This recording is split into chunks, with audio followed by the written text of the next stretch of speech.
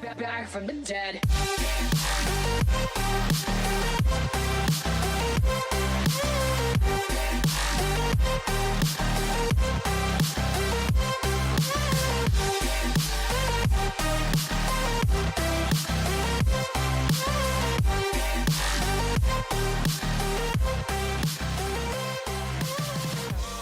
Ladies and gentlemen, you're all invited to go fucking mental. Hey guys, what is up? Welcome back to the channel. It is yours truly, Krystal Leandra here today with Kat. We're doing a really awesome chat about Salem today because it is, what is it, like Women's Month or something like that? I don't even know what it is. It's so bad. Sorry, I work way too much. I know that it was surrounding by like celebration of women for the month, and I thought it would be really good to do a chat about Salem for a lot of reasons. One being that most of the women that were killed due to witchcraft in Salem were women. There was a couple of men that were involved. And the other thing is they didn't recently find where the site happened, where the executions took place, till literally like within the last year. And they just recently, like within the last month from that, have put up an actual memorial site. So it's crazy that it took like 200 or 300, 400 years, you know what I mean, to get like a site and like a burial ground down. Like, that's nice, you know what I'm saying? So I'm going to just bring Kat in right now. Hello, Miss Kat. How are you today? Hello, how are you? I am wonderful. We are having a really cool chat. We're going to do Salem first. So this is a paranormal chat if you're new to the channel. It's going to be Salem first. Then we're going to swing into some ghost adventures because they had a more recent show on Discovery Plus that was also surrounding summoning what they said was demons due to like a type of witchcraft. So we want to kind of tear that apart. I'm actually going to bounce around for a minute, though. I know that Facebook streaming, when we're streaming live, like, we have a ton of people that download the podcast, so I know some people won't even hear this till later. But for some reason, our stream for Facebook hasn't been working. So I go through a program that's called Restream, and I think I'm going to get rid of Restream and start streaming on Streamlabs, which can also give you a platform for multiple locations. So I know there's been people complaining that like they like to watch it live on Facebook. I'm sorry guys, I don't know why. I don't know what's going on with Restream lately, but we're gonna can it because I pay for it monthly, so it should be working. Okay. What the heck? Work. Why aren't you working? Okay, I pay for you. Do you want to give me money back? Because for like the past 2 or 3 months you haven't been working correctly. Okay. So anyway, first I want to chat a little bit about, Kat and I made the decision to set up memberships on YouTube. Okay. So now this was a long discussion, right? Kat. Hey, Kat, Chatty Cat. I like that nickname, you know, it's Chatty Cat. It's so true. Okay. So we talked about Patreon. Mm-hmm. We talked about OnlyFans. We considered OnlyFans. We were this close, you guys, like literally this close to doing it. I actually created an OnlyFans page for Ghost Girl Diaries, but the concern that I had was I don't want people to get the wrong idea. You know what I mean? Like, watch this 50-minute pilot. I'm OnlyFans. I'm screaming. God, Restream still isn't working. I still can't see how many people are on. I can see the chat in the Twitch channel. It's just a pain in the butt. So I'm just going to get rid of Restream. I'm tired of dealing with it. But yeah, we made an OnlyFans page and we were this close to utilizing it because, a lot of our fans are saying you should just make an OnlyFans. And, it was originally it wasn't meant for like porn and like the porn industry. And I get that, but now it's taken over that industry, And I was really afraid having a page called Ghost Girl Diaries that there were people, we're going to get the wrong crowd. You know what I'm saying? They're going to get the wrong crowd coming in there, okay? And then there was going to be sheer disappointment because it was not going to be what they were expecting. So, so we were throwing around all these ideas. I did consider putting the pilot on Amazon. Kat, as you guys know, is a singer. She's had multiple albums out. She has multiple albums out right now on iTunes, Spotify. You can find them anywhere. And being an artist, whether it's film or vocally, like musician, you get paid like pennies on the dollar. Like, it's nothing. It's nothing. Yeah. I mean, okay, we want to talk numbers. Let me talk numbers for a second for my stuff. Elm's Landing album, the 5-song EP album, was about $9,000 to make. And we've had well over like 10,000 or 11,000 like streams just on Spotify, and I've made $23.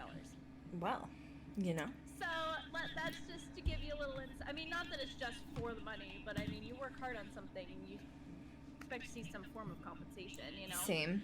But it's not that much for royalties. Which you would think, paying $9,000 for an album. It's not a penny, like that's not a penny. And then you look at something like the pilot, like I did, okay? So the pilot, I wish it cost $9,000. I wish it did. That's cheap, you know what I mean? Like that's a clap. But mine, the pilot cost us, me, $100,000 to make one pilot. And that's pretty typical, that's pretty typical.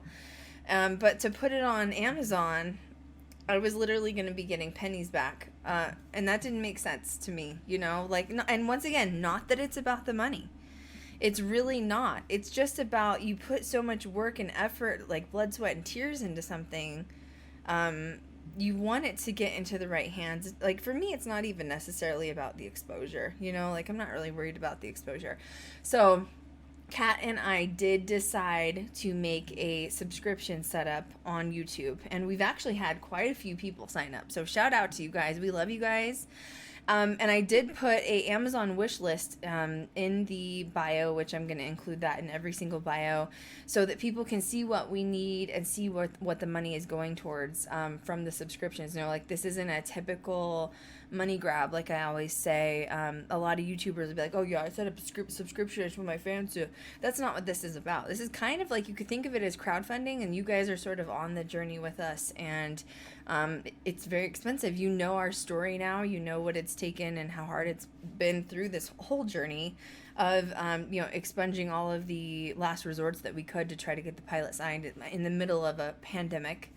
And so yeah, we have to move on to the next one, and we've already had people sign up. So shout out, we love you guys. Thank you so much. Like, it makes Kat and I not feel so alone. Yeah, the support means so much. It does, knowing that people like are excited for us and like want to know what the future like holds and what it's bringing. So we appreciate you guys. So we have 4 different subscription tiers. I don't have all the info in front of me. One is $3.99, one is $9.99, one's $24.99, and one's $49.99. The $9.99 one, so $10, is the one that you have to sign up for if you want to see the pilot on YouTube. It's on a private channel. Well, it's on our channel, but it's like a private section of the channel. And we've already had, I think, 10 people have watched it or something like that.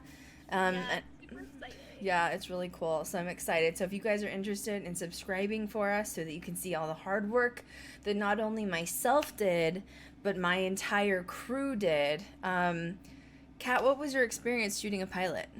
Like your first official pilot? Honestly, it felt damn good. It felt really good to put all of that work and, because Krystal taught me and other members film. So I was really excited to put it to work. Implement everything you've learned. Yeah, it was such an amazing experience, and I'm itching to get back on set. Yeah, you watched the sizzle. So Kat and I, we know what the sizzle reel looks like. Obviously, we know what the trailer looks like. We know what the pilot looks like. We probably watched it. I think we've watched the pilot like maybe 200 times, if not more, like literally. So you and I haven't seen the pilot in like a year, right? It's been a while. Yeah. We needed a break. So I finally uploaded like the sizzle, the trailer, and Kat was watching it when I first uploaded it like a week ago, and Kat calls me. She's like, "Oh my god, I forgot how good it is. It's so good. I forgot." Watching it on the phone with Krystal, was like, that drone footage though. That drone is like so good. The drone footage was really, really good. Yeah, we had some complications with the drone footage too because should we talk about it? Yes. I think we should, because it's a good release. We filmed. I'm laughing so hard, and I shouldn't have been laughing. We filmed in this town called Chloride, Arizona. That's no secret at this point, and it's kind of like a black hole. And it is, you know, you got Chupacabra, you got Bigfoot, you've got hellhounds, you've got aliens, you got, you know, demons and ghosts. You got a little bit of everything in there. But for some reason, the drone, there must be really, okay, it's a mining town. It's an old mining town. I told you guys how the location we were in was actually sliding into the mine, like, quite literally. And there's copper, there was gemstones, so, because we found crystal up the mountains, didn't we? We found crystal and rose quartz, and there was quartz everywhere. So, like, I think everything. There's literally everything. So, because you have this natural mines coming up from the earth, which is all electromagnetic fields generating, the drone damn battery kept dying, like, over and over again. And we had taken 3 backups, but we would get the drone in the air for like 10 minutes, and then the EMS were like, drain. And we didn't want the drone to crash, because that's like $1,000 drone, you know? Right. Yeah, and it was like laughable at that point, because it just happened so much. You know, we were just like, all right, it's fine. Just get the cameras out. It's fine. We'll just go and walk it. There was a couple yeah, we did. Yeah, there was a couple times we had to walk up and down the mountains. Krystal's an idiot because she was wearing Demonia boots. God. Okay. We were not planning on going hiking. I didn't take my docs with me. I had my Demonia boots. I thought I was going to die. I can't believe I didn't roll down that mountain, honest to God. Kat was like, are you okay? I was like, I'm fine. You just had to take small steps. It was fine.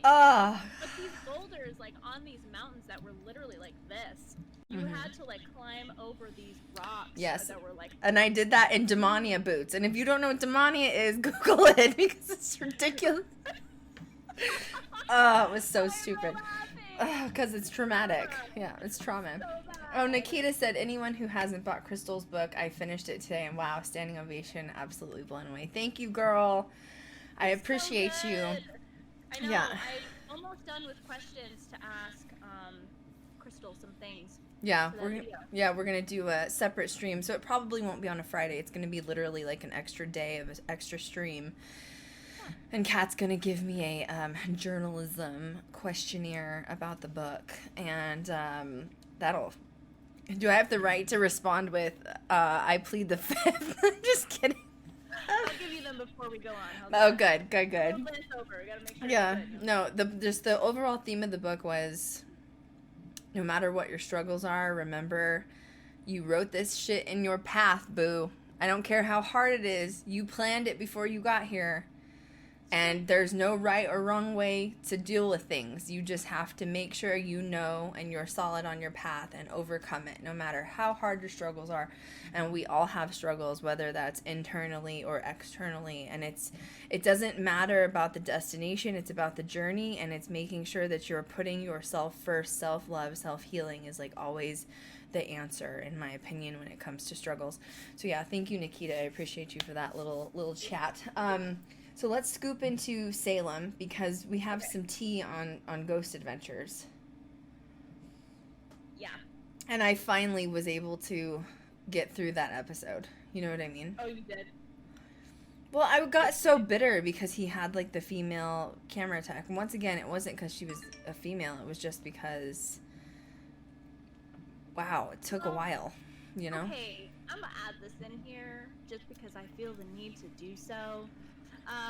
But he said on that episode that, like, she had been there for a while. I looked up her credentials, and she's been there since last year. Mm-hmm. Well, that's She's a while. 3 episodes. Well, it's more than one. So, I think he's being a little overdramatic, you know what I'm saying? He's being a little too overzealous. Well, you know, he's proud. He's proud of himself for having a quality, so that's good. Okay. The infamous Salem witch trials began spring of 1692. Why are all of my Macs are all going off at once? I don't know what's happening.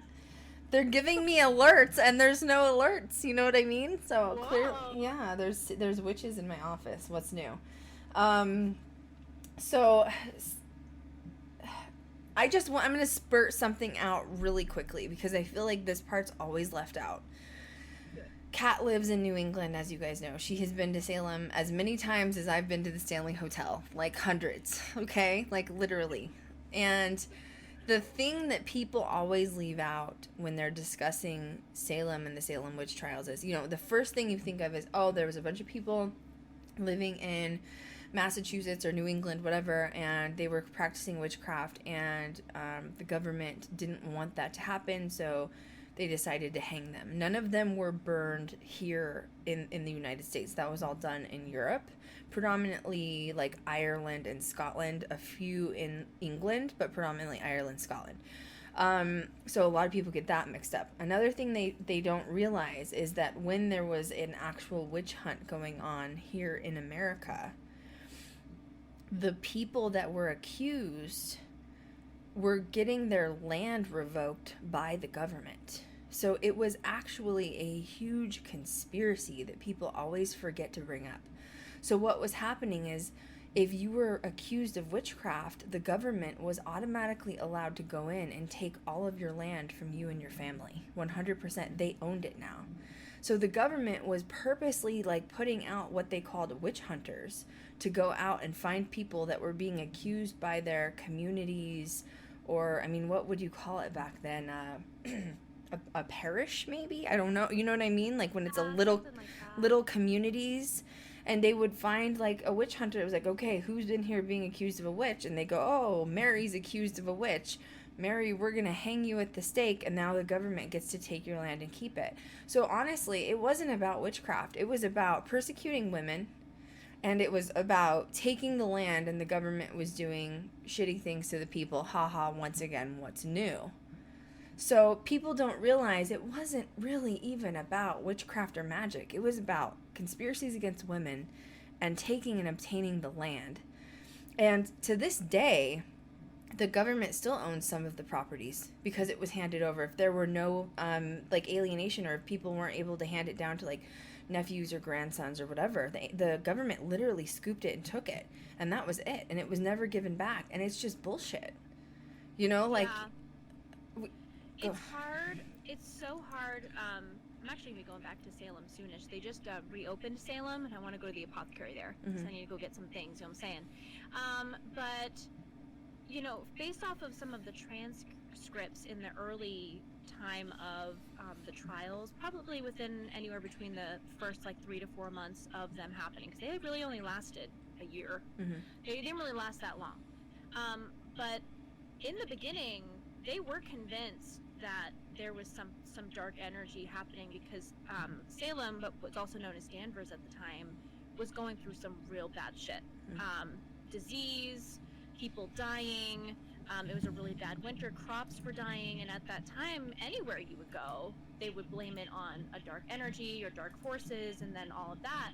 And it was probably about the 5th or 6th month in, throughout the remainder of the year, that yes. Oh, your audio cut out. Wait. That was weird. Ooh, that was weird. I totally just paused. Your whole audio cut out for like a minute, like straight up. Really? Yeah. You were just like gone. Okay. What did you last hear? You were talking about how, I don't even know, I got so distracted because I was watching you, because you were literally still talking, and like there was no audio, and I was watching your arms to see if you accidentally paused your mic, and I knew you didn't. It's so weird. And then all of a sudden your screen like froze, and you were like frozen. This is weird. Okay, I'm sorry, I got really distracted.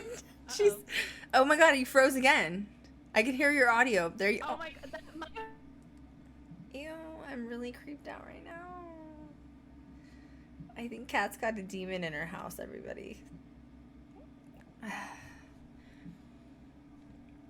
Kat is so connected to Salem. It's not even funny.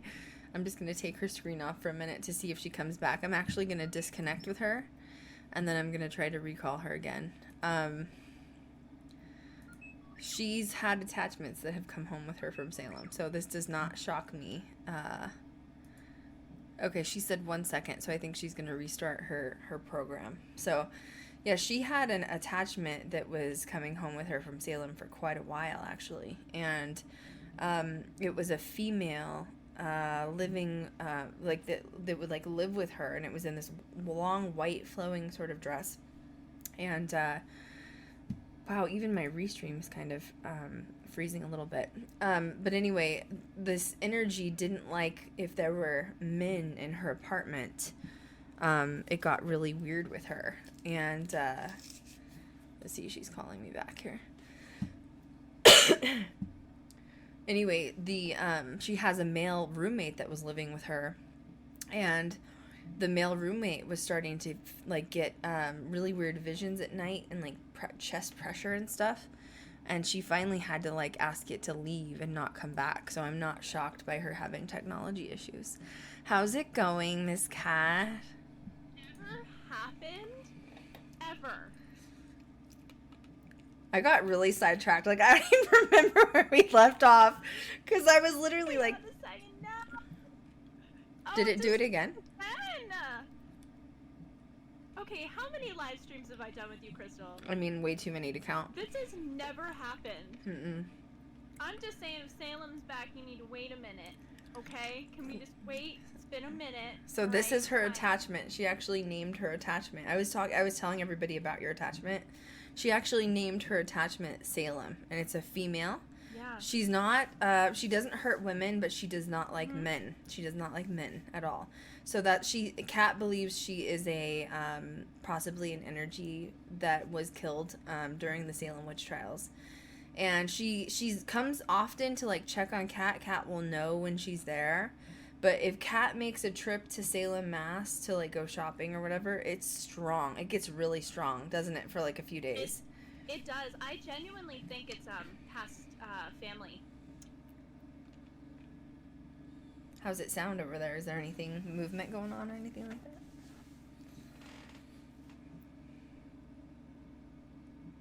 that? Okay, this is weird. Are you there? Mm-hmm. Yeah, I'm here. All right. I'm wondering if I should... Let me try my laptop. Okay. Call me back. I'm gonna try my laptop. This is weird. Okay, bye. Bye. All right. Sorry, guys. Maybe she just lost feed. No, I mean, we've done 80 streams together, and this is the first time it's happened, and it happens to be on the stream we're talking about Salem. You know what I mean? I don't believe in coincidences, though, at this point, so that's just personally me. I was actually supposed to go with her to Salem last May. I had, like, my flight and my everything ready to go May of 2020, but COVID hit in March, and I had to cancel my trip. So I was really upset about that. I'd love to go back out there still, but Salem was actually shut down for quite a while because they didn't want tourists then because of COVID. So they weren't even letting anyone come in. Like, unless you had a Massachusetts license, you weren't allowed to go into Salem at all. And Kat lives in New Hampshire, which is only a couple hours away. It's a little bit north. But she wasn't able to go in because she doesn't have a Mass license. So, I'm waiting for her to come back through. Does anybody have any questions? You guys want to chat about anything like that? Don't blame her for not liking men. Look, okay. It was 90% women that were hung at the stake. That's all I'm going to say. And it was usually brought on by powerful men in the government. So, I'm just saying. You know what I'm saying. You guys. Tarnished Massachusetts reputation. Yeah, well, I don't know. You know, people in Mass are very open to Salem still to this day. Thank God Kat has her backup laptop, huh? How's it going? Oh my gosh, my lighting is horrible on this. Ew. Well, hang on a second. Okay, tell me when you're ready. Go ahead. Okay. I took you off camera. I can hear you still, unless you want to mute your mic. Okay. So I'm looking for questions we have. How do you know if you have an attachment? You mean like when I go to the museum and come home with Ed Gein? Like, I mean, it's not a fun thing to do. I don't know. You have to be in tune energetically. Kat has actually gotten her attachment from Salem on camera, though. She's gotten pictures of her. It's this girl with like this long white flowing 1800s, 1600s dress, corseted lace, like you can see it. And she's gotten photos and images of it. For some reason, it liked hanging around the bathroom of her house. I don't know why. But every time if you sit in her bedroom, I think, or no, it's her living room, you can see the hallway, and you could see it walking through the hallway. She'd constantly send me pictures. It looks like a woman with her hair up in like kind of like a bun type of thing, and then a long white flowing sort of lace dress, corseted, big poofy, like bouffants type of dress. And are we back? Are we ready? Back. Hopefully it looks okay and sounds okay. I don't have my mic attached to this thing. No, you sound fine. Okay, great. Oh, good. Hey guys, sorry. Thanks. So, I'm so sorry. Somebody wanted to know how you know. Well, I mean, Nikita said, "How do you know if you have an attachment?" I mean, I said energetically speaking. You know, like if I go to the museum, I come home with Ed Gein. Like, yay, great, Ed Gein's in my house. How do you know if you have an attachment? So when I got home from Salem, there was a definite, I agree with that, like energetic shift. And also what happened was I was having like weird, like what happened now with my computer technology issues, really weird cold spots in the house as well. And the first time I saw her was in front of my bedroom television. Yep. It was black screen. I don't ever watch TV in the bedroom, so honestly I don't even know why I have a TV in the bedroom, but I just do. And I saw her hair like flowing this way against like the black screen, but it was like a faint white misty look. sort of thing. Yeah, like misty look. And she also liked the balcony a lot. She liked the patio. So I would see like the back of her dress flow out. She would walk out there.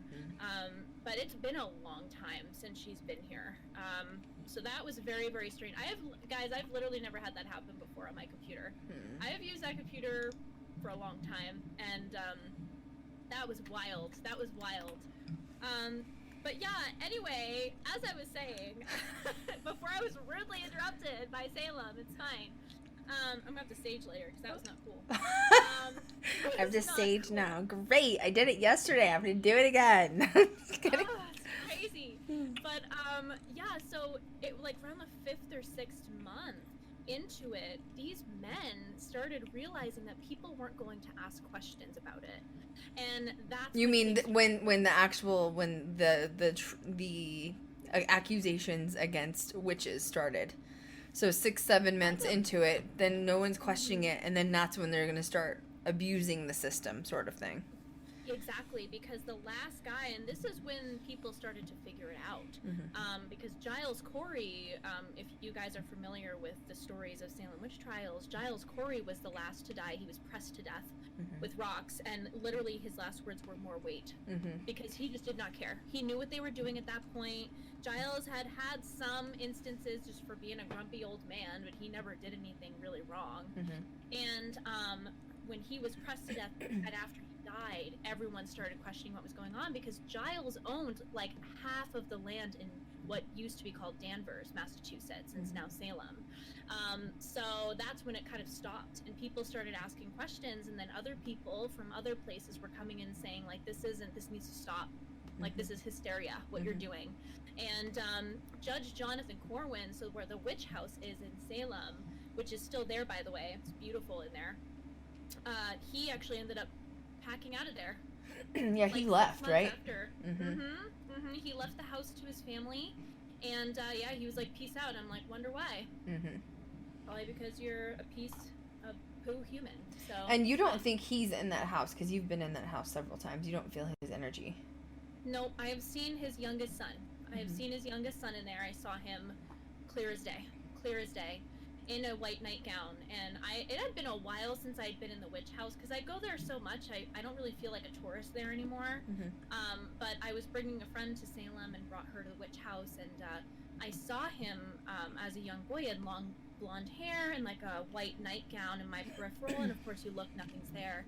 A friend of mine came back from downstairs and told me that exact description was on an oil canvas painting upstairs of the youngest son, and his name was George.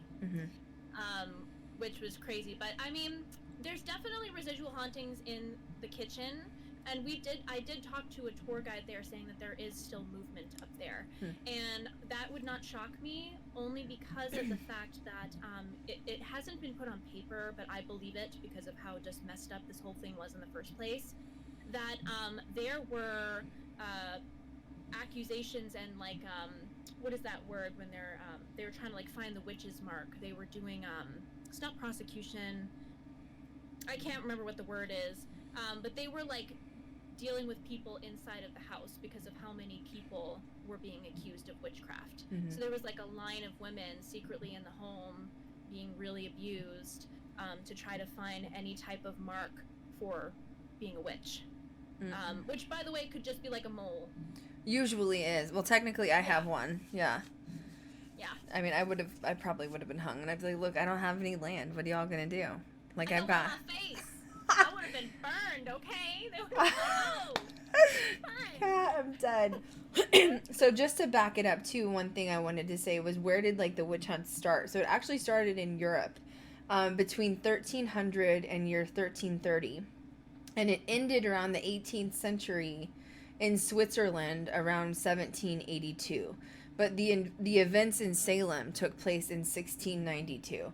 So I assume it took that long to get the messages sort of across to America, you know, where it was like, oh, there's witches, they're gonna take over the world, and like blah blah blah. And you know, long-term exposure, what that ended up causing is, that's in my opinion what caused paganism to like become a thing. Because if you're a witch, it doesn't, you can do whatever you want, you know, like I've said before, like being a paranormal investigator is witchcraft. You're doing necromancy. You're talking to the dead. That is witchcraft. Even if that's all you do, that is still a form of witchcraft. And what I think happened was they had these people that not only like the land and like the abuses going on, you know, within that, and then like control of women as well. But women found something to, because it was predominantly women that were practicing witchcraft, because a man would technically be considered a warlock. Doesn't really matter. You can identify as either. But back then, a woman was witchcraft. And in my opinion, it was like women were becoming empowered from a time where they had been known to walk in their husband's shadow. And it was like society was like, oh, we got to shut this down. We can't let these women get empowered. We got to shut this down immediately. And, you know, you're talking about using potions and oils and leaves. Really, like that's really all you're using, you know. But like it can also create hysteria, fear. I do see that side of it, of like, oh, someone's gonna hex me or curse me. That's a different form of witchcraft. But generally speaking, I don't think it was that.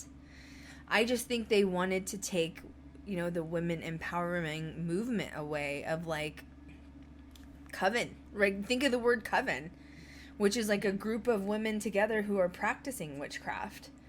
And they don't want you to be together to empower each other. They want to take that control back. What do you think about it, Kat? They do. I you know, there's strength in numbers, and I think that men instinctively know, even now, how powerful we are as individuals, you know?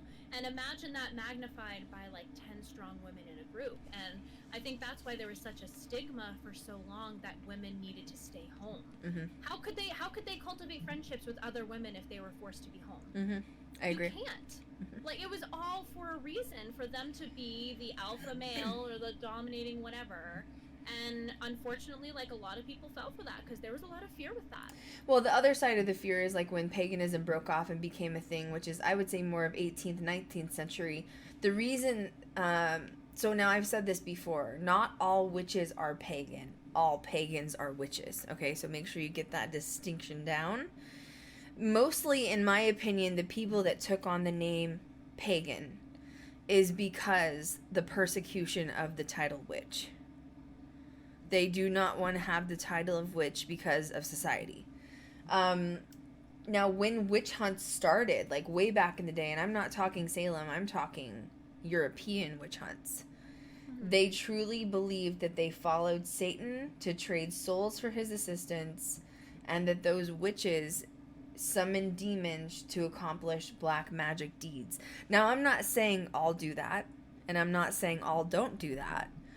But I'm saying that they used the power of fear to scare people who didn't practice witchcraft to be like, oh God, like I don't want a witch in my parish or like little community, whatever. They might be working for Satan. And they, you know, then you go into things like, which Kat and I are going to go into a bigger conversation about this at the end of the month. So this is a really good introduction comparing religion to paganism to even Christianity and to witchcraft. They say black magic or witchcraft is the only ones or practices that do animal sacrifices. That's not true. I mean, if you go back to Christianity, Catholicism times, older, I mean, actually, witchcraft is probably one of the most original belief systems of the world. And then it's been taken and reinterpreted through different religions, and that includes Christianity and even parts of Catholicism, such as celebrating Christmas with a tree. That's actually considered a Yule tree, which is originated in, if you put up a Christmas tree, guess what? You practice witchcraft. Do you blow out candles on your birthday? Guess what? That's witchcraft. Do you think that, I don't know, a symbolism of a black cat is bad luck? Guess what? That's witchcraft. Do you have paranoias? Like I have a paranoia. I don't like fake keys. I had a key necklace. I used to be obsessed with key necklaces. Yes. Superstitions. Do you believe in superstitions? Guess what? That's witchcraft. And it's been, yep, anything. Literally, you could do you think that if you stir your coffee like for good luck one way or bad luck another, or like don't go under certain, you know, doorways or because it's bad luck, or like stop before you go over a bridge or stop before you go over train tracks, guess what? That's all witchcraft, people. It's all witchcraft. It's just been reinterpreted in different ways, and people don't realize it, and that's what makes your brain like go, because you're just like, why are you so afraid of witchcraft when you practice your birthday with candles? Like, it makes no sense. Do you want a tangent on that at all? Oh, one more thing. They believed, this is funny though, they believed that another reason they didn't like witches is that they would not only devil worship, but they would have secret meetings and orgies, and they would take your husband from you. Well, yeah, it's a good thing we didn't go to OnlyFans then. You know what I'm saying? Oh my god! I'm crying. Okay. Oh my gosh. Tangent. Take it and go. I want you to go. Talk about the sorcery. You know what I'm saying? You know, it's just a little, I don't know, hypocritical to say, you know, to just think that anything like that is dark. Because I feel like if you're a Catholic, I was born and raised Catholic, but that's not where I'm at now, okay? We're not there. We are not there. Sorry, I Right? can't. We're not even gonna go there. I actually saw something the other day that was like, if you know the song Oceans by Hillsong, you're now a witch. Like, literally, like, straight up. I was hilarious. I Anyway, can't. it's like, wow, the trauma's here now. Thank you. Woo. But, you know, even people that are of high authority, or the Pope, or people of high religious stature, with intention, they could also be doing some side devil worship. Like, who knows? You know what I mean? Like, nobody's perfect. Mm-hmm. And I feel like witchcraft in general embodies authenticity to the max. Doing what you love and having the freedom to be able to choose what you want to do. And there's beauty in that. That's just truth. And I feel like anything outside of what's in the book is just seen as evil, the devil, you know, because that's all they know. You know, that's just very narrow-minded. Like, that's just how they were brought up. And okay, fine. But don't push that on somebody else that might not believe in that, or let alone hang them for witchcraft. Or burn you know them what I mean? alive. My God, Or let's get burn them even more. alive, Yeah. Drown them, which, by the way, that makes no sense to me. If you die, you were actually not a witch, but if you float, you're a witch. That makes no sense to me. So out of all those people, did anyone float? Or no, they didn't, because you're not going to float because you're in a human vessel. Yeah, so now you killed someone. That's great. Good talk. Chat, forgot about that one. Okay. Well, no, someone just said I trust a witch way more than a priest. No, I'm not gonna say that either, because I have, there's a balance. You gotta have a balance, man. Like, I love archangel stuff. I love Saint Michael stuff. Kat has a very amazing. Is he a priest or a father? He's father. He's a father. Yep, he's a father. Father Christian, who was a monk for 13 years. And you love him, and he's he love him. Like, he's a family member to you. Like, you may not practice Catholicism, but you still have, areas of religion in your life. And I feel like the point of it is taking things that work for you and resonate with you without allowing something take you over with the state of fear, if that makes sense. True. Which is why I don't go to church, on Sundays, because now Kat does, but she sings, so she's getting paid for it. So it's a different thing. But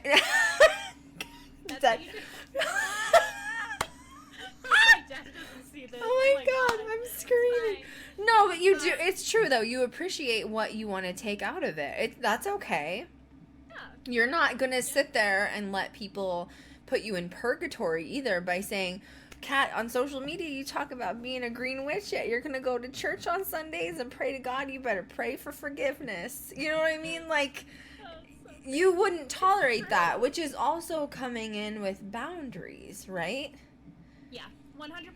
And intention, Mm-hmm. There are even out there, there are actually a lot of people on TikTok that consider themselves Christian witches. Mm-hmm. Oh, interesting.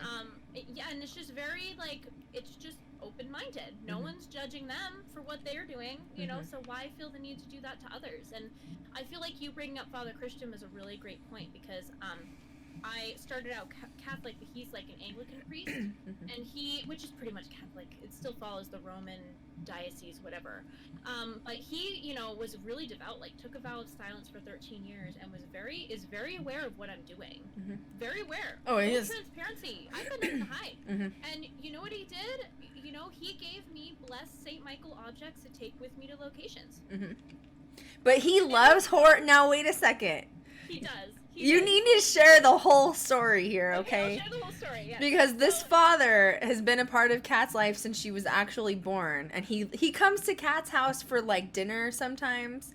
And he'll request to watch paranormal or horror movies. And this man has done actual exorcisms on people, right?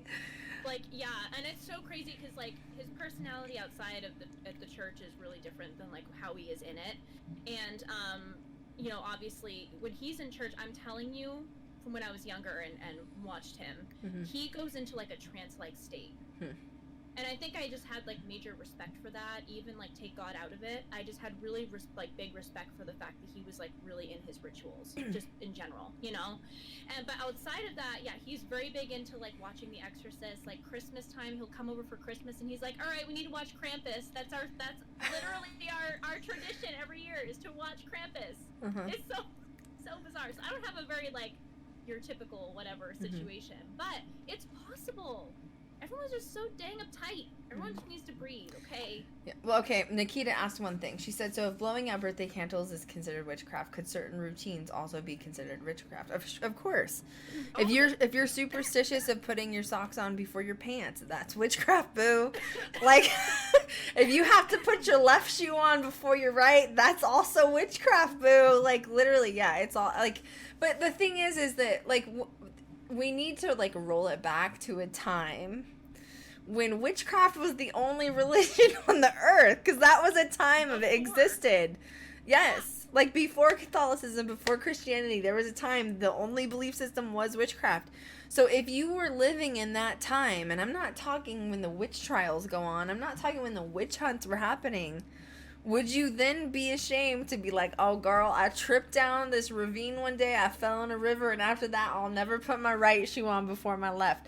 Would you be afraid to say, yes, I practiced witchcraft at that time? No, because everybody to this day still practices witchcraft. You celebrate Easter, that's also witchcraft, literally. It is. You celebrate Valentine's Day, that's Lupercalia. That's also witchcraft. Everything we celebrate in the United States is actual witchcraft. And for us to sit here and have to study the Salem witch trials of people getting persecuted and murdered for what we're still practicing today makes no fucking sense, okay? God, I'm coughing. Yeah, no, it's just so the irony, okay? It's sick. The point of this that we're trying to make, and I hope it's very clear, which is,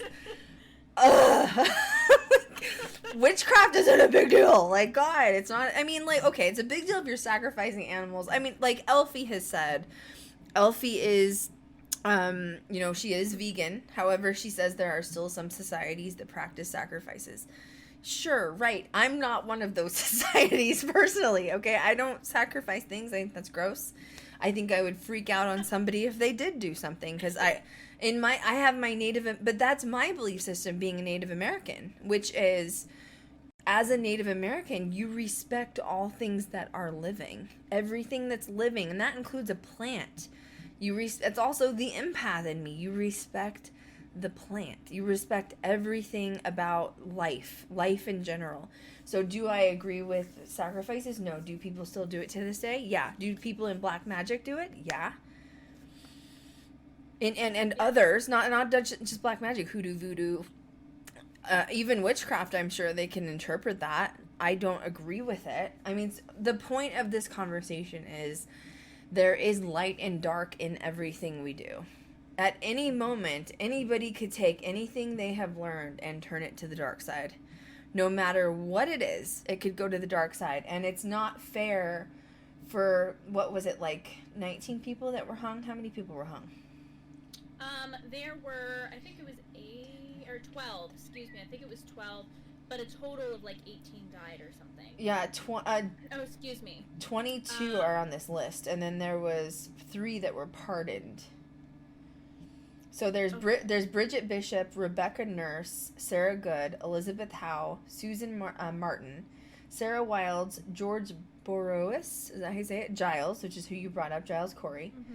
George James Sr., Martha Carrier, John Proctor, John Williard, Martha Corey, Martha Eatsy, Mary Parker, Alice Parker, Anne Poudier, Wilmot Reed, Margaret Scott, and Samuel Wardwell Sr. And then Anne Foster, Sarah Osborne died in prison, and 3 that were pardoned were Abigail Faulkner, Dorcas. There's a Dorcas? No wonder they... So that's where they got the name and Chilling Adventures of Sabrina. Yep. There was also a Prudence as well. I believe it was like the middle name of one of the people that wrote a letter out to their family. Chanel was our Dorcas. Yeah, yes. And then Elizabeth Proctor. Yeah. 25 people died then. 19 were hung at Proctor's Ledge, and then 5 died in jail, and then Giles was pressed to death. What is wrong with everybody? Everything's wrong. And people are still sitting around buying Christmas trees, putting a star on your Yule tree. This world makes me sick. I feel like Bette Midler in Hocus Pocus. It's just so backwards. Oh, wait, we have a lot of comments here. So talk about Giles for a minute. So he had the most amount of land. He was one of the last that was murdered, pressed to death. And he's the one that brought everybody up, like, having hysteria, because they were saying, this isn't right. Giles owned all this land in Massachusetts, and you only killed him and pressed him to death and tortured him to take his land from him, right? Yep. I actually have a friend who has relation with Giles directly. So he's really, like, open about talking about him. But Giles had a really interesting, like, path in Salem, just because he was just that guy that worked really hard, had some money, owned a lot of land in Salem, Danvers, and just wanted to be left alone. Honestly, him and his wife just wanted to be left alone, and I believe someone accused his wife of witchcraft. I don't know if she died or not in jail, or if she was hung. I can't remember off the top of my head, but he was sick of it, and he was voicing that at every trial. He couldn't walk well. He was grump, and I mean, being as old as he was at the time was old. Early 70s is old back then. He willingly took death. And I think instinctively he knew that was going to be the end of it. Right. Because he was really well known. Even though people were pissy with him, people knew something was funny because then the word started getting out, like, who's gonna have his land? Right. Not right. No, it's not right. It's sick. This shouldn't have even been a thing to begin with, So now let's fast forward. You have all these people that have died. And now we're at a point where we're 200 years past and no one knows exactly where Gallows Hill is, which is the location of where the hangings took place. Kat, why did it take 200 years to find Gallows Hill? So, they had some suspicions as to where it was. So, it's interesting because I believe they found recently the trenches, and that's how they were able to validate Gallows Hill. Gallows Hill was on some random hillside. It's actually like in someone's like fenced up area behind their house, okay? So like that poor family that didn't know. Why do we have so much paranormal activity in our house? George, I have no idea what's going on. Everything's getting moved. I want to go to the house. But there was no like specific spot where you could see it. Like, it wasn't a place where you could see it clearly. And there was a club at a local school that was trying to, figure out where Gallows Hill was or where the trenches were, because there was Gallows Hill and then there was like a shallow part in the ground where they would like roll the bodies into this hole and just like leave them there. No, this is like a university, right, in Mass? Yeah. Yep. So in this university, there is a club that's like probably like an artifact club, maybe historical, and they decide what we're gonna do is we're gonna find all of the paperwork from the witch trials and we're gonna go through it piece by piece. Bless their hearts, because that's all handwritten and you probably couldn't even read it because it's also scripture cursive, teeny cursive court documents, right? Yep. And they go through it piece by piece, and then what happens? So they tracked it down to one letter. It was one letter by this girl who was actually leaving in a carriage to go back to her home. She went to go and visit Danvers, Salem, just on a holiday, and then to come back. And she was talking in the letter about a smell and about like a grotesque like area in a hillside where some trials were occurring. It was very cryptic, and I think she was trying to keep it that way if it was going to be read by someone, so to like not startle them, because that stuff was not talked about at that time. And it would not shock me, because what they would do in the trenches is they would roll the body down, and then the families of those people that were hung would go and give them a burial, because it was against the church to bury a witch on property. So they tracked it back through all of those letters down to one, and figured out where the trenches were based off of her description of trees and hillside. So it had nothing to do with the government trying to hide the fact that where these people were hung, right? It had nothing to do with that. It just had to do with the fact that in scripture it was only in one place. The location was marked in one letter. And the only way to find that in a needle in a haystack was to do exactly what this university club did, was go through each paper piece by piece. Yeah, and, I think that they talked about Gallows Hill a lot. There's a lot of artist depictions of Gallows Hill. Obviously, this was back in late 1600s, so the area might have looked different than where it's at now. It's very overgrown and crowded now.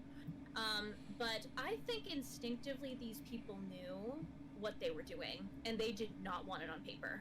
They were just gonna put it in the middle of the woods somewhere, kill these innocent people, and roll them in a hole. That's so messed. Oh my god. So messed I up. will say though, there had to have been some bad karma that came back. Like, talk about witchcraft from the universe, boo.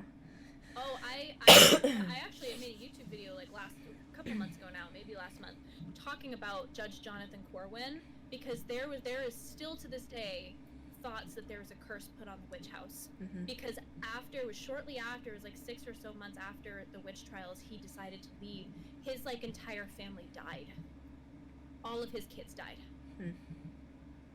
after this was like ended, and that would not shock me at all. Okay, well, Nikita said, what would have happened if the women wore all black during that time? Laugh out loud. And Caffeinated Christy said, oh my god, the goths wouldn't have survived. The goths and the ravers would be the first to get executed. Okay, Kat's got that tattoo of a tree on her arm. They'd be like, witchcraft. Witchcraft.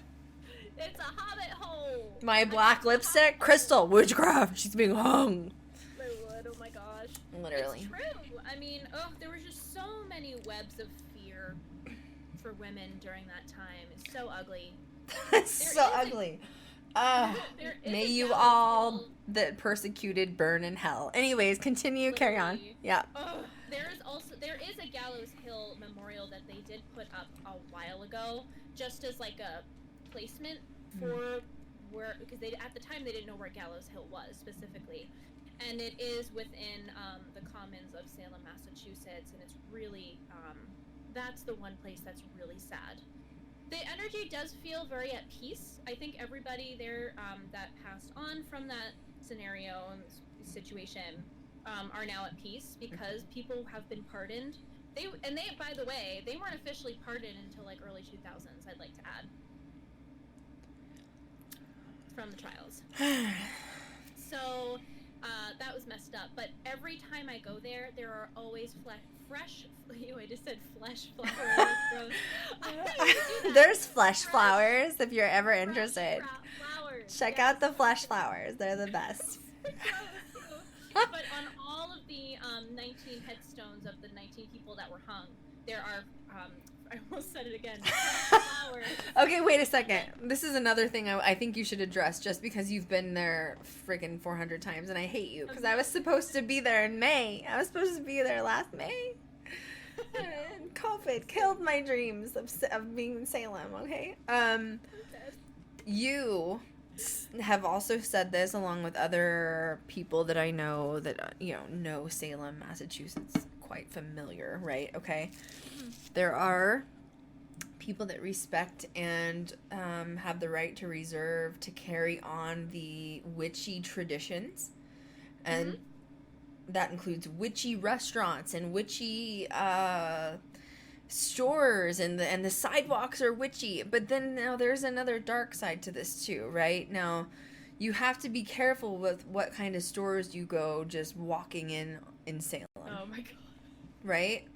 Yeah. So why don't you share that? Seriously, because I think people need to be well aware energetically. Like, don't just expect to walk into Salem and think everybody's warm welcoming you, because once again, we're going back to the light and dark balance here. You're going to find balance of good and you're going to find balance of bad. So if you are an energy reader, which I assume if you're into paranormal and you are, pay the F attention to when you're walking in a store in Salem. So carry on, Kat. Go ahead. Be really mindful. There's a lot of beautiful souls that are there that are practitioners, witchcraft practitioners, and really beautiful. Coven's Cottage, definitely recommend. Owned by a generation of witches, and it's gorgeous in there, but it's extremely energetic, like powerful energy in there. Powerful, but beautiful. But there is one place, and I can't even really remember the name, which is good. I think it's something. Which is bookstore. good. I can't remember what it is. All right? It's good. I can't remember. I would like to add, not that this really means anything, but there is a Church of Salem, Church of Satan in Salem. I was like, there's a Church of Salem? Let's go. Church of Salem. Let's just start the comment. Oh, we should start that. Ooh, let's do it. Let's go start that. Yeah, we could be like Chilling Adventures of Sabrina without the sacrifices. You know what I'm saying? Yeah. Yeah. But it's fine. Just all the flowers and the craft. You mean the flesh flowers? The flesh. It's been a long life, okay? It's been a long life. So I went into this one bookstore gift shop type of thing, and there were two guys behind the counter. And you meet a lot of people from a lot of eclectic backgrounds, which is fine. Not knocking that. But I do knock the warlocks that own that building because they were extremely forward. You need to watch your surroundings. Go with a friend. You need to never go alone. I told a friend about that shop that hadn't been to Salem in a while, and they never went into the store. And I told her my situation, and she wanted to go in despite me what I told her. And I said, I am not going with you. So you go by yourself with the stuff I told you, and you tell me how you feel. She was in and out within less than a minute and told me she thought she was gonna throw up. Right? So I'm just saying, I'm just throwing that out there. Okay, now being mindful though of the situation, this particular store, Kat has told me about it several times. This is the good and bad of things, and sometimes people decide to do harm to you when you may not know it. And this particular store, they have mirrors that are facing each other, which creates portals. Yes. And you have to walk through an area where the mirrors are all facing each other in order to get through the store. So that's what I'm saying when you need to pay attention to your surroundings, because if they're doing black magic or dark magic, doesn't even have to be black magic. It can just be dark magic or Satanism, who knows, Luciferianism, you don't know. And now they have amplifying things in there, such as high EMFs mixed with large mirrors facing each other. That's why you have to pay attention to your surroundings, because now you have this sort of huge battery, essentially, in the store that is magnifying the witchcraft that they're doing. And if you don't pay attention to that and you're in there too long, that's when you're susceptible to attachments. You're susceptible to getting sick. Like she said, her friend walked out and almost threw up. So you need to pay attention to your surroundings, not in a sense of if there's a guy that's following you and walking up behind you, pay attention to that too. But I'm talking energetically and speaking from a magic stance. If you're familiar with things on the channel that I've educated you guys on, like setting up portals through mirrors, pay attention to that. Pay attention. Yeah, just to give like a quick overview of what happened. There are these two brothers that are warlocks that own the store. They saw me immediately as a woman, and they were really pushing me to go to the back of the building. They'd asked me if I'd like been in the store before. I said no, and the front part of it's pretty, you know, it has your typical like tarot cards, witchy stuff, okay? As you start to go back, there was the Satanist section. So they had like all Satanist like merch, satanic merch. Now, do all stores have satanic sections? No, I think there's only about 2 or 3 stores that I know of that do, but the energy in those other ones aren't good. Bad. They're just there to be inclusive because of the Church of Satan that's in the area. Mm-hmm. And you know you will know the difference when you walk in. But he kept trying to push me further, and I was trying to leave, but both of the brothers were at either end of the store. Okay. At this point, I had my friend with me, and from Indiana, and he immediately looked at me and was like, there's something wrong here, because where they were trying to push me was the back corner of the room where it had all of these ancient Egyptian statues, which by the way were beautiful because I love ancient Egypt, but there were 2 mirrors on the floor at the base of this open door, and I said I refuse to go near those mirrors. There's something wrong. There was something wrong there, and I just ran out of there. I ran out of there, and I will never go back again. Right. Never. I want to go back. I think I'm going to be going back in a few weeks, so I'll have to take a picture of the building to show you guys, so you guys are just aware, and then you make your own judgment call. Yep. So. Either crazy. Go in and burn with Satan or don't. It's really up to you. Don't go in that back room. If you go in there, do not go in that back room. I'm telling you, it's not good. It's bad news bears. They probably have flesh flowers back there. Okay, and I want that. Flesh flowers. Why am I laughing? It's so bad. So bad. Okay, we need to revise our discussion to Ghost Adventures now. Okay. Because Okay. I feel like we've made a very clear point at this point that there is white and dark and balance in everything that you do, and there shouldn't be extremes to any side of it. You know what I mean? No. Which, by the way, being the host of Ghost Girl Diaries for the last 10 years, I can't tell you how many Bible thumper messages I've gotten from people that are like, you're gonna go to hell. And I'm like, girl, I've already been there. Do you want to come with me? Come on Let's down. be Oh, let's go. I have a seat for you saved, you know? No, but once again, with balance, like, I don't shove my beliefs down people's throat, and I expect the same in return. You know what I mean? And just because I'm investigating paranormal, doesn't mean I'm a Satan worshiper, you know? Just because I want to change my last name to Morningstar doesn't mean I'm a Luciferian, okay?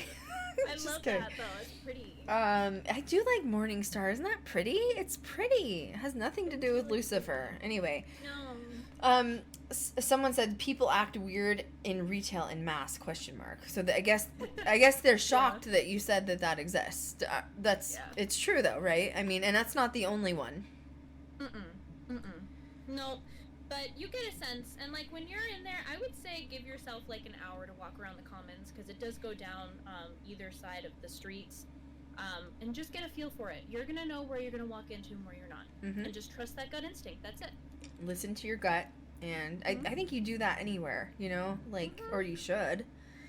If you're not, stop ignoring your higher self, or you're gonna get hit in the face really hard. Okay. Ghost Adventures. You want to start this one? I don't really know where to start. You called me. Yep. Okay, so say the word, but because I keep saying it wrong. Okay, Brujeria. Yes. Is what it's called. Yeah. Krystal called me actually. She had like a creepy psychic moment that was just like really creepy. Yeah, a couple of weeks ago. Yeah, you do it too. Shut up. You do it too. The other day she called me. She's like, I have a message from your guides. Don't shoot the messenger. Okay, I just have something to tell you. Yeah. So I called her one day about, a month ago? And I said, I don't know why I'm telling you to say that, or telling you to do this, but I said, I'm telling you that, Kat is Hispanic. She has Mexican on her father's side and Spanish on her father's other side, right?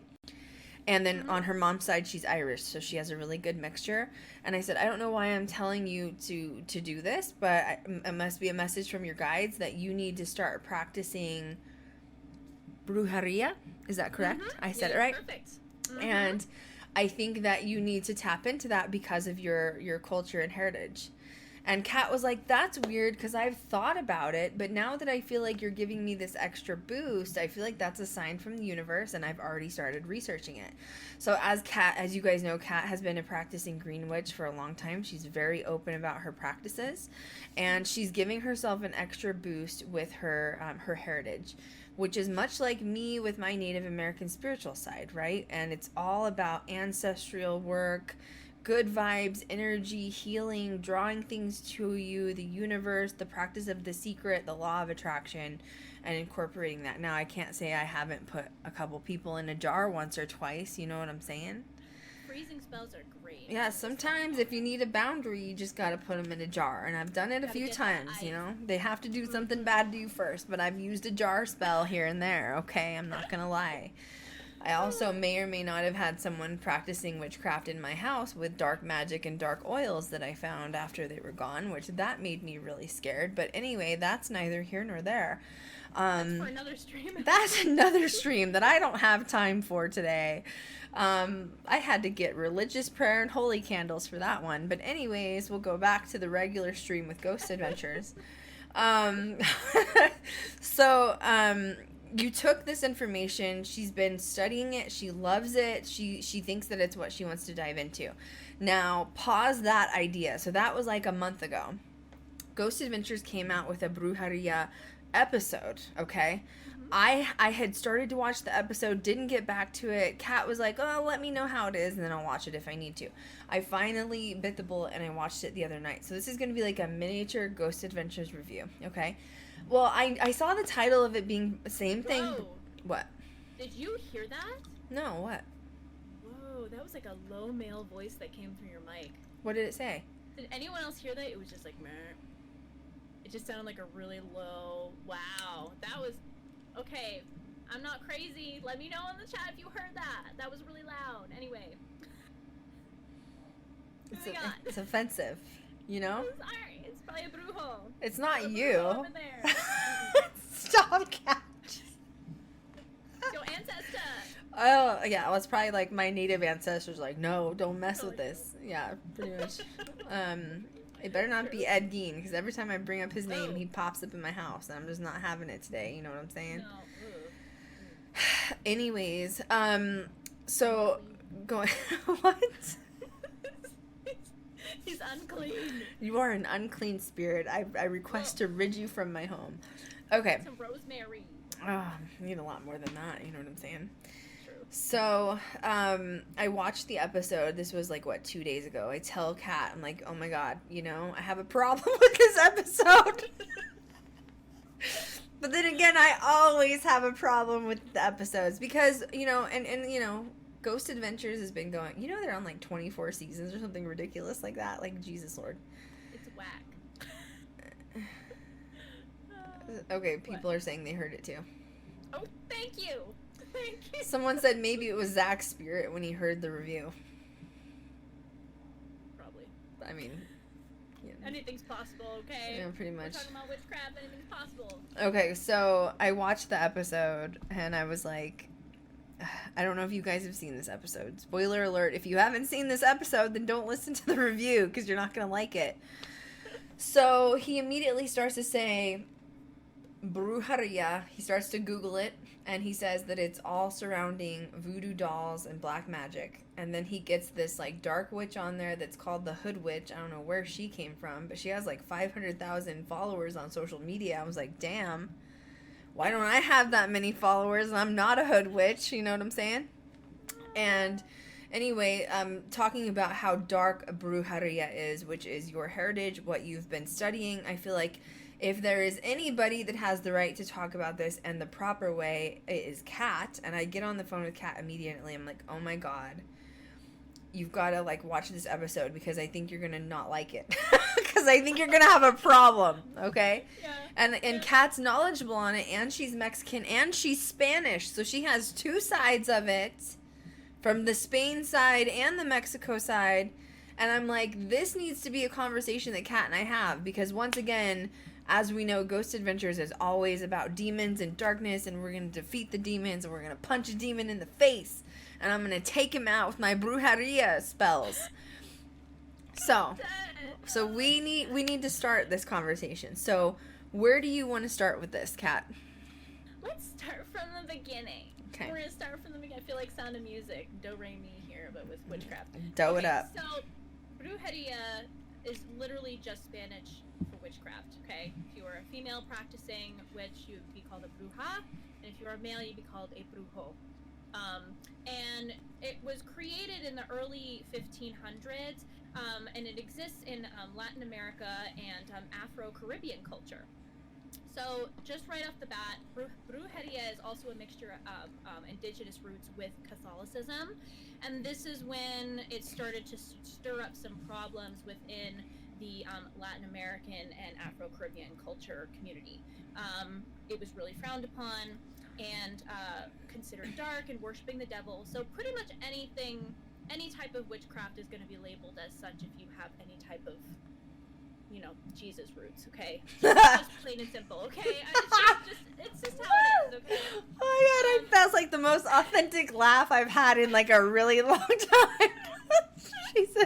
I'm just saying, okay? Woo! We call them Jesus roots, all right? Yeah. Because it's not just strictly Catholicism where people have problems. In other words, because the reason I laugh at it is because people are hiding behind religion and hiding behind the name of Jesus, essentially. Mm-hmm. They're saying you cannot believe in Jesus or God if you're a brujeria. Why? Yeah. Why? Right. I like Jesus. I like Christmas. I put up my Salem tree, my Yule tree. Yeah. Exactly. Okay, I'm sorry. Exactly.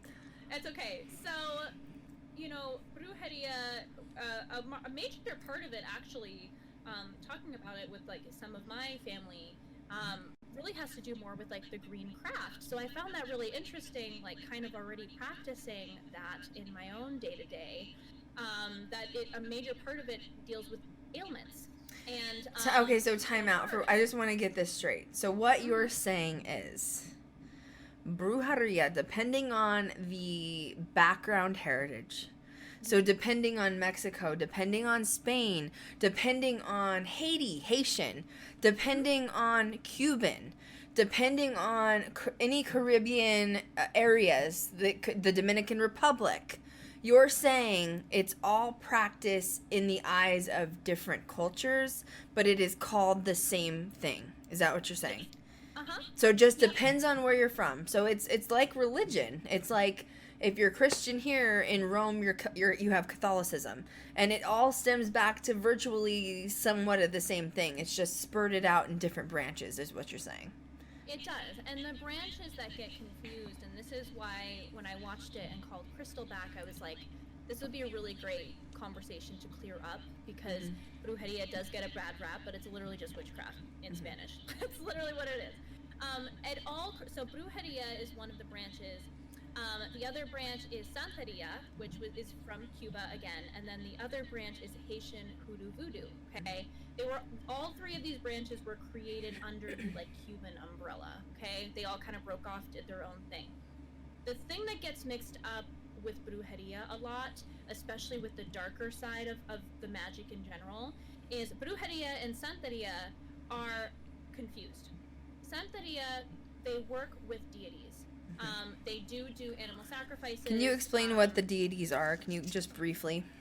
Yeah, so these deities are... So it's actually really interesting because the word Santeria in Spanish translates to the way of the saints.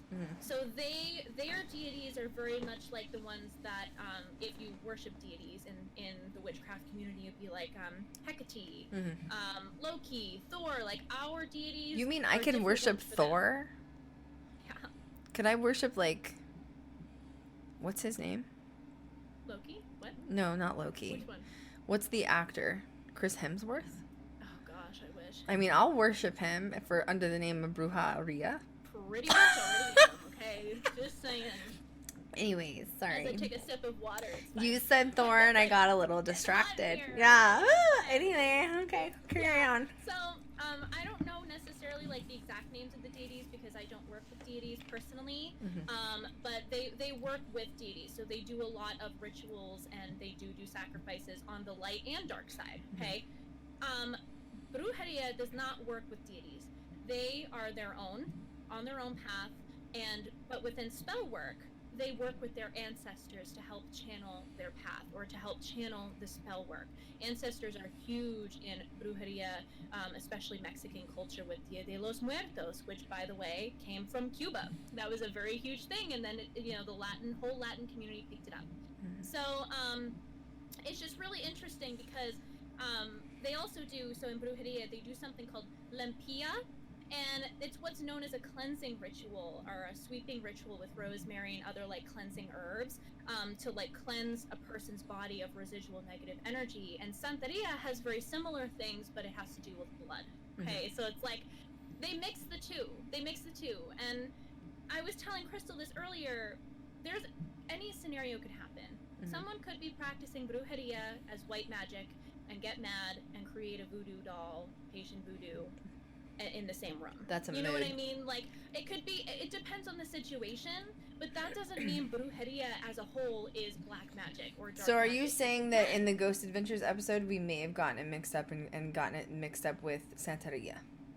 I think so. I think especially hearing, what her name's Bree or the Hood Witch or whatever she's called, she's definitely on the darker side, which is fine, to each their own.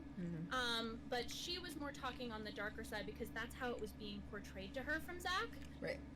There was also a moment in it, just as a spoiler alert, where they were saying in the basement there was some dark energy that was happening, and someone died, and they found their ashes in a container on the floor with a bunch of candles around it and a picture of the person that died.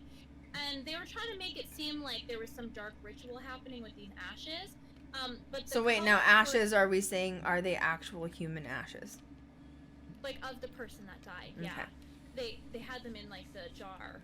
Now in Brujeria, is that normal? Yeah, ancestry work is very normal. And Now, are those ashes being abused? Or is it in the case of protection by the ancestors when you're doing spell work? I would say protected, and the only reason is this. They were really clear in the video with the color correspondence that they were putting in the episode. It was white candles that were surrounding the ashes with the picture of the deceased loved one. To me, immediately, and especially with the deep cultural roots, Latin American roots of Brujeria, that immediately means to me they were just respecting them, worshiping them. making sure that they were okay, especially if it was a recent, situation, or they had just gotten the ashes, and they were letting the white candles burn down so they could see this realm and enter in so they can talk with their loved ones. Wait, okay, I want you to repeat that again. For anybody that missed it. Mm-hmm. They were lighting the candles so that they could see the other realm, so that they walk through and make sure that they get to the other side. And they'll leave them like that. So when they said that there was candle wax everywhere and they were all weirded out, like, the practitioner will open that door for them to say, like, uncle or someone, like, come through, I'm here, I'm going to leave the light on for you and I'm going to go to bed. Is pretty much what it is. In a safe space, fire safe, but, they were also mixed up because there was a voodoo doll there, or someone dark was practicing, like, the dark aspect of Brujeria, which might have been more Santeria than Brujeria. But they're both considered Spanish witchcraft.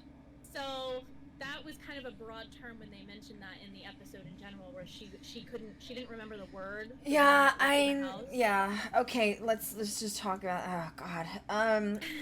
The woman is on the couch and she's like mumbling and she's like, and like she's like having like a seizure. And she's like, I'm so scared. She's up in the corner. She's like, ah, like pointing up to the corner. And I'm like, are you okay, bitch? Do you need some water? Somebody get her a tea or something. She needs something to drink. She's afraid, right? Like, but once again, when you're doing this kind of spell work, they're calling on their ancestors to come through. Were they summoning in demons, Kat? Not from the ashes standpoint, but they also weren't very clear as to what else was going on in the episode. To me, I felt like there was a missing link they weren't saying. Mm-hmm. And I don't know what that was, because they were riding on more her saying she was going to kill someone, and the ashes downstairs, and there was like a missing piece of information, I felt, to kind of like pull it all together. But now, if we're saying this is all dark and demons, why didn't they get more demonic activity when they were actually investigating? Yeah, there was not that much evidence, and honestly, the only piece of evidence they got was of the husband that passed on. And the door opened and closed, but it was like, I'm leaving, I'm going, guys, y'all. I don't know what y'all are doing upstairs. I'm going out this door. I feel like if this family was going to be making claims that this dark energy or demon or whatever killed this person's husband, there would have been some darker stuff happening. Now Zach was saying, oh, did the demon follow them to the hotel? It's a mood. That is a mood. But I don't know how accurate that would be, because I feel like they would be calling someone. Mm-hmm. You know what I mean? Like, if there was the way that they were panicking in their own home, I feel like they would be panicking that same way in their hotel, if that makes sense. No, but okay, so after you practice this, and let's say you've invited, like, they got the number 15 on the spirit box, right? Mm-hmm. They've invited 15, we're not going to call them demons, we're going to call them spirits. There's 15 spirits in the house, okay? Because clearly it wasn't dark. Mm-hmm. Y'all are just afraid of a bunch of ancestors, and you need to have the house blessed, and you need to sage, and you need to get them out. And that's just sort of it. You need to ask them to leave. I don't understand why people get so afraid if their house is haunted, why they can't take it on themselves. Just tell it to go. You're not allowed to be here, bitch. You don't pay rent. You can't stay in my house. It's true. But then you sit there in more fear and crying, and you're upset. And these people are like, I don't know. I got summoned in here. I don't know how to get out. Can somebody help me get home? I'm stuck here. I came through the white light. They said, Uncle, leave the light on. I walked in, and then the time I went to leave, the light was off. Where do I go? Like, literally. Like, it's not always scary and darkness, and I didn't sense the darkness at all in that episode. And I was really concerned. Okay, now back up again. The Hood Witch says a few things I don't agree with, because I've done spell work with Kat, and I know spell work. I don't practice as much as Kat, but I know spell work. Like I said, I've done a few jar spells in my heyday, okay? One, how do you feel about leaving 3 jars of pneumonia open for 3 days? Do you think that's healthy to be breathing in, whether that's a spell you found online or not? No. I feel like that would almost cause, like, brain, like, hallucinogens or something. You know what I mean? Like, I feel like you would hallucinate after a period of time. Yeah, it make it worse. The biggest thing I would like to say for this stream is, please don't, if you feel like you have an entity in the house or entities, the last thing you should be resorting to is putting pneumonia in jars and leaving it around your house. Your animals might be able to get to it. Children might be able to reach it. And I just don't think in general you should be smelling pneumonia. I think that was reckless for them to put that on the interview because I don't find it safe. She was literally like rambling. Get water. She was like, get water and ammonia and leave it there for 3 days. Yeah, and don't. Like, if these people are like really scared and going through stuff, I'm gonna wait 3 days. Well, and if these people are really that, where's Bishop Brian? Seriously, whether he's real or not. No, but you know what I'm saying. You know what I'm saying. I'd rather have Bishop Brian and what's her name, Sister Mary or something, Mother Teresa. Mother Teresa, I don't know. Call in Mother Teresa, okay? I'd rather have them there than 3 jars of freaking pneumonia out where I'm dying. I have asthma. What do I do if I got the asthma, okay? Well, you know what's even crazier is like the mom said she also had asthma. And then literally, like in the interview, she's like, I have real asthma. I'm screaming. I couldn't breathe, and I'm like, this girl's telling people to put ammonia in their house and leave it there for 3 days, like, and then to drive like. Oh, wait. From the home. Wait, can we address that? Because I was screaming, okay? Once again, practicing witchcraft here. Cat, raise your hand, okay? Both of us here, okay? Have you done jar work before? Yes. Of course you have, because it's fun. Let's put somebody in a jar. That doesn't mean you're putting bad magic on them. When you put someone or something in a jar, it means you're setting up a boundary. I don't want this person to talk to me ever again. Therefore, I'm going to put them in a jar and freeze it. Leave me alone forever, okay? Now, what you're supposed to do is take the jar very far from your home, okay? Don't bury it in your own land or you're setting the energy in your land, okay? You need to take it far away. Now, they made it look like they're driving through some like sandy mountains and they threw the jar out the window, okay? That's also not safe for a lot of reasons. One, you don't want an animal to get it, and if you're practicing witch, brujeria, or of anything, you're still going to respect life.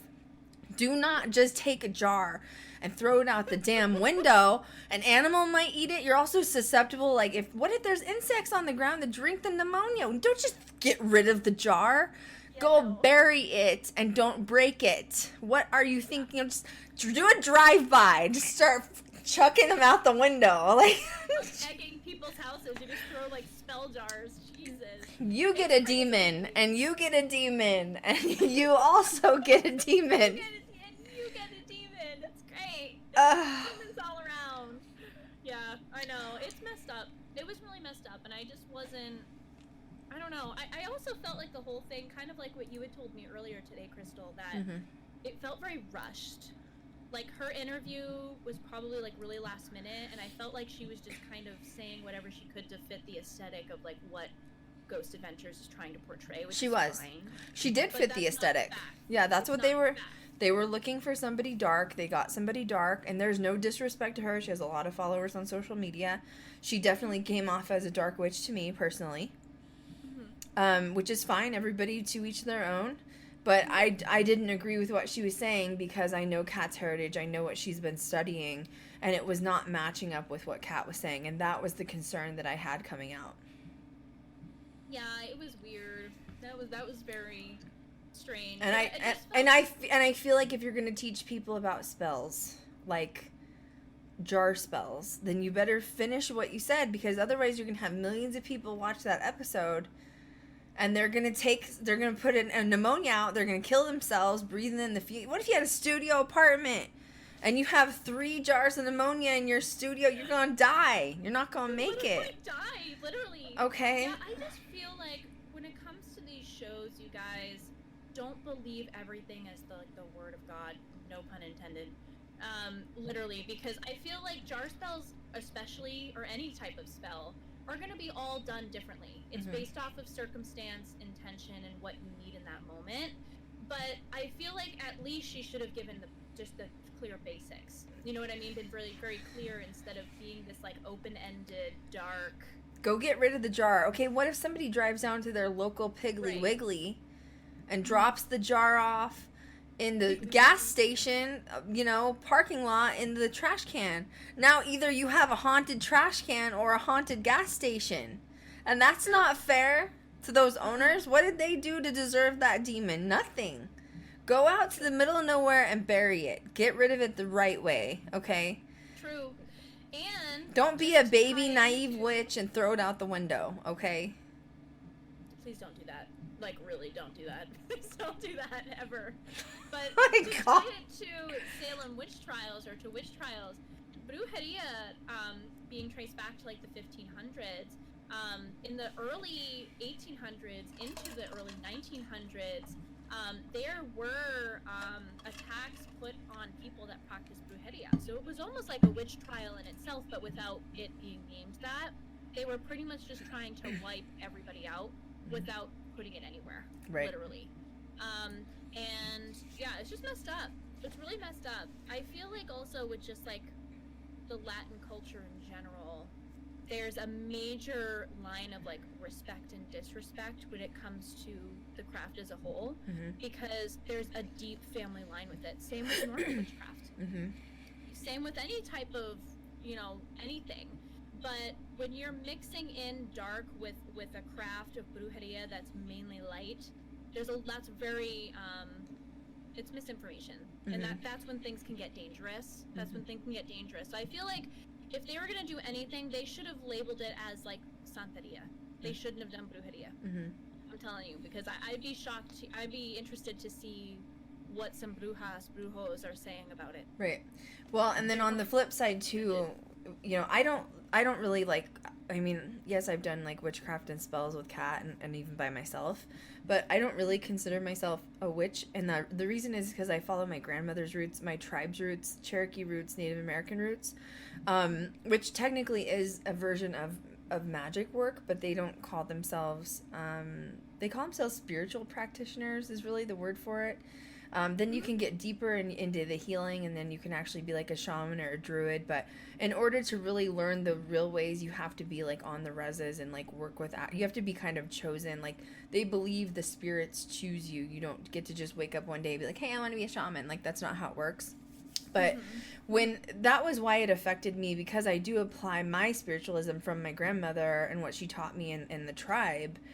And the first thing I thought of was the harm in taking a jar and just getting rid of it. Like when you're working with spiritual, Native American spiritualism, which is what I work with, you once again respect all life. You respect all versions of life, down to like an ant pile, down to like an insect, like literally. Like when I get spiders in my house, I throw them outside. Like I don't kill them, I throw them outside.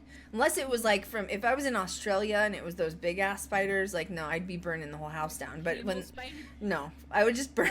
I would just walk away and burn my house down. Bye. You can take the whole thing. Bye. All yours. Yeah, no, live there and have a nice life.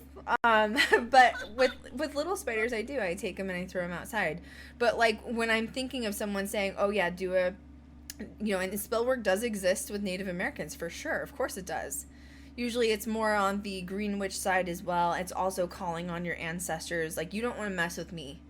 Like I've had people actually admit to me they put spells on me and they put black magic spells on me. And my ancestors know and they go after them. Like, and I've seen it happen. So like, it's scary. You don't want to go after me. Like I'm so protective divinely. It's not even funny. But that's also because I respect my roots and my heritage. And that's what Kat's saying. You don't want to mix the wrong thing in with it, because then your ancestors will punish you, because they're saying you're using your gift and like your bloodline in an incorrect, invalidating way that we don't approve of. And we can take it away as fast as we've given you those like abilities. And It's true. When I thought of her in the video saying, just take the spell jar and get rid of it. And the way the cinematography looked was they're driving down literally a sand dune and it looked like the car was going to throw the jar out the window. It did. And it scares me, because I do think of like, you know, my heritage or my spell work is, what if a deer goes up to it and eats the glass and it kills the deer? Like it's part of the circle of life. Like don't litter. Don't just get rid of it. Like that's not how this works. And if it has toxic chemicals in it, like formaldehyde or whatever people use, or in her case, what was it? Ammonia. That can affect the ecosystem. You don't want to just throw, you know what I mean? So that's why I called Kat immediately, because I was like, I'm affected by what she said. and I don't agree with it on my spiritual side, which is, it's similar to being in the Brujeria side, except Kat's obviously a different heritage.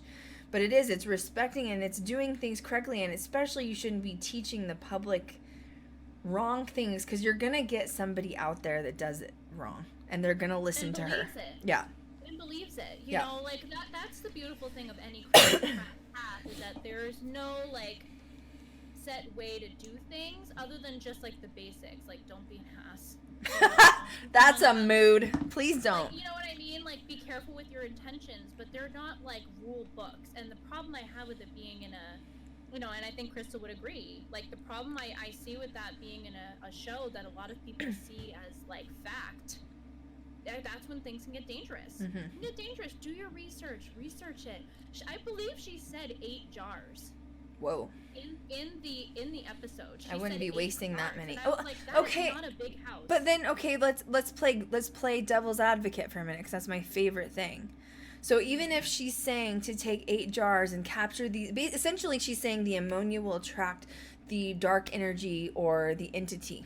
Okay, they don't even know what the entity is yet. And if it can be done, and if it can be trapped, which I don't know if it can be by ammonia, that's something I've never heard of. That's some toxic chemicals. To me, that's definitely dark magic if you're using ammonia, in my opinion. Just go buy some sage. It's $5. Don't kill yourself with ammonia. Yeah. But, like, what if you're trapping their ancestors? Yeah. I'm just saying, if you're playing devil's advocate, what if you're trapping a good soul? Don't give the wrong information out until you're certain what you're doing. I don't think you should trap anything, in my opinion. Nope. That sounds like the Tennessee Wraith Chasers up in here, going into veteran hospitals, trapping demons and blowing them up in, like, devil's boxes. You know what I mean? So stupid. It wears me out. It exhausts me. It's exhausting. This has been a good chat. Trying to clean up this paranormal community. I'm constantly picking up y'all's trash, okay? And I'm real sick of it. Just sign already. Just sign us already. God. I'm looking through comments. See what we got. Oh, Sister Mary Joan. Oh, I called her Mother Teresa. Definitely not. I call her the beer drinker. The beer drinker. I don't mean any disrespect with that. I'm just saying. No, she was. I will never get that image out of my head after seeing that clip. Facebook like, Live. What's happening? Yeah. I'm thinking of, like, a nun. You know what I mean? Like, it's just Kicked back with the beer on her couch. She's on Facebook Live, Sister Mary. She was on Facebook Live, and they're talking about, like, religious affirmations and, like, exorcisms, and they pan to Sister Mary, and she's got, like, her leg kicked up. She's throwing back a brewski. I'm like, yep, you know that's a nun right there. But dang, that was like, Screaming. What am I looking at? I can't. I literally can't. Well, thank you guys so much for being here with us today. We appreciate you guys so much. This will be uploaded as a YouTube video and as a podcast. Next week, Elfie will be back. And I think if we can squeeze in the book interview next week, we might try to do that. I'll get with Kat. It'll probably either be next week or the following week after that. Sorry we had some technical difficulties because Kat has to go stage now. And clearly I do too. I've got some mail hanging out in here. Like, I don't have time for this. Oh, I would like to make a small little announcement, not trying to be petty. But I have an assistant that has been, they're basically helping run my social media. I haven't been able to keep up with, like, comments, private messages, DMs on Instagram, both the Ghost Girl Diaries page and the Krystal Leandra page, along with weeding out any important emails that I have. There's a couple of little housekeeping things I'd like to say. Please don't email my professional email unless it's regarding a business deal, because apparently I've had quite a few emails of fans emailing. I think somebody asked me for my phone number as well. I don't have a public phone number. I don't give out my phone number. Thank God I have my assistant now that's able to, like, sort of weed these through for me. But if you guys clutter up my professional email, that stops me from getting to people that I need to get to with the film aspect. So please don't clutter up the email. Only email my professional email if it's regarding a professional ordeal. because otherwise you're stopping my progress. Don't stop my progress. Also, I don't give out my phone number. I don't have a public phone number to give out. If you're trying to get a hold of me, Kat goes through my emails and DMs, and so does my assistant. They get sent to me after they've been filtered. So I'm just putting it out there just because we don't want to stop progress. We want to keep going. Make sure you guys are following us on social media. I'm going to hopefully have another couple of little videos up this weekend on the YouTube channel. I'm going to do a welcome video for our new memberships that are coming in. Kat, do you have any housekeeping things you'd like to add or anything you want to add to the end of the stream? You know what? No, not much actually. I mean, I have a YouTube video that just uploaded, and I'm excited to do the interview with Krystal soon. Yeah, it's gonna be really great. Get her book if you haven't. Seriously, it's so good. It's so good. I know. I read a chapter last night because I haven't touched it since I let it. I released it. And I picked my book up last night because, there's a couple little things in there that are, that I screwed up, but whatever. And so it bothers me when I read it, when I have a couple little, grammar issues that are in there. But I read a chapter, and I was like, damn, this is good. Who wrote this? I was like, who wrote this book? You know what I'm saying? Krystal did. Who's that? It's so good. It's so good. So thank you guys so much. Make sure you guys are with it. I don't know. That was a horrible outro. Flesh flowers. Oh my God. I think you gave it to me, Sorry. Thank you guys so much for tuning in. This will be up as a podcast. Make sure you are subscribed to our channel. Make sure you're following us on social media. And as always, we will catch you guys next time. Bye, guys.